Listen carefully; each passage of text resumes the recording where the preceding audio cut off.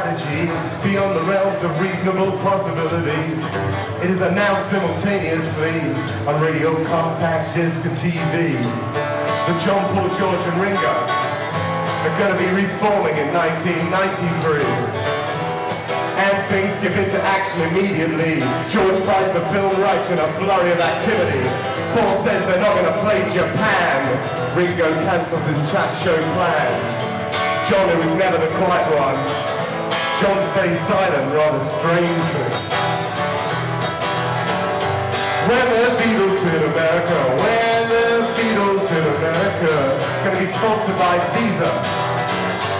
When the Beatles hit America, when the Beatles hit America.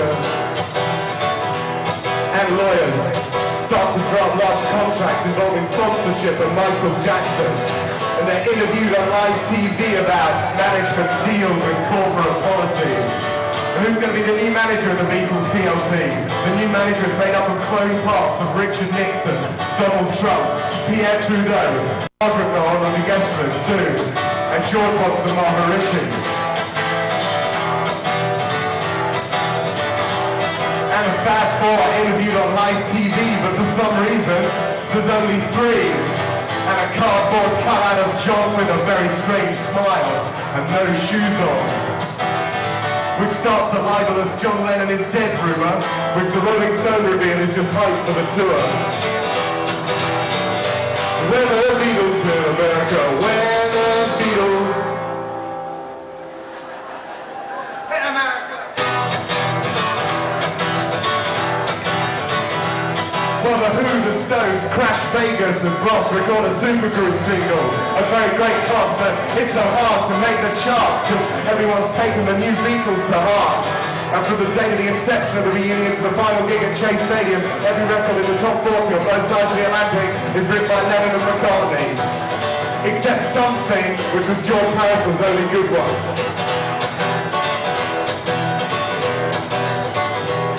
And finally they get into the studio. They're going to be co-produced by George Martin and Jeff Lynne. And Ringo is disappointed to find that no one needs him except for the vibe. He's been sampled. He's now available as part of the Great Common Sampled series and it's better than he was. So George gets Monty Python in to do some vocals and Linda McCartney takes a lot of photos for a book that is sold out before even Paul thought of putting it out. And John, who was never the quiet one actually, John makes all his press contributions by quoting from his old songs in time with the backing tracks in tune. When they ask him how it's been in the studio, he says, it's been a hard day's night. And no one understands him, but he always was the cryptic one. When the Beatles in America, when the Beatles in America. Yeah, and finally the record hits the shelves, and it's called The Beatles from Ourselves. And for anyone who didn't know, sounded a lot like ELO, or ELP, or REM, or FYC, or XTC, but it didn't sound much like PSI. It didn't sound much like PSI, I love you.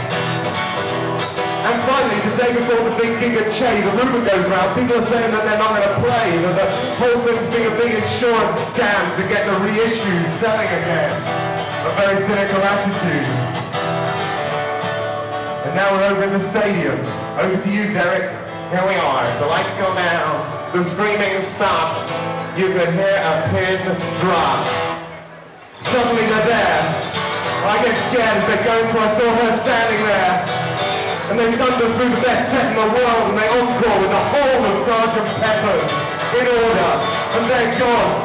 And I'm in heaven. But on the very last quarter of the day in the life, the Beatles are beamed up into a waiting spaceship which takes them to a better place. A place where no one knows them. A place where reunions are expected of no one. Not even the Buzzcocks.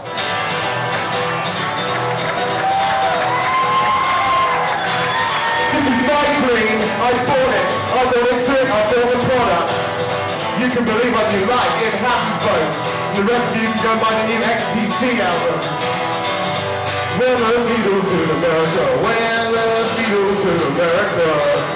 Protest list.